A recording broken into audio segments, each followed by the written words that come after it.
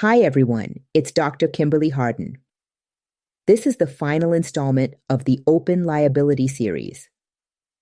Over the past 3 weeks, we established that vulnerability without established trust reads as instability, that most leaders have never examined what their openness is actually producing, and that conduct, not disclosure, is the mechanism through which trust is built.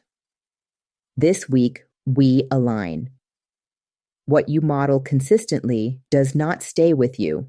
It moves through your team and eventually becomes the standard everyone operates by. Here is what alignment looks like in practice.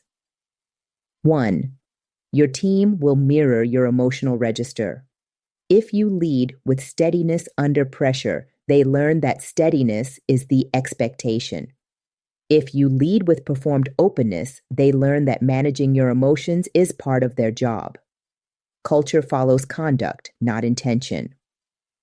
2. Align your recognition to behavior, not presentation. When you develop and reward your team based on what they do rather than how they present themselves, you reinforce a culture that values consistency over relatability. 3. Protect your team's confidence in the direction. Alignment means your team trusts where you are going together.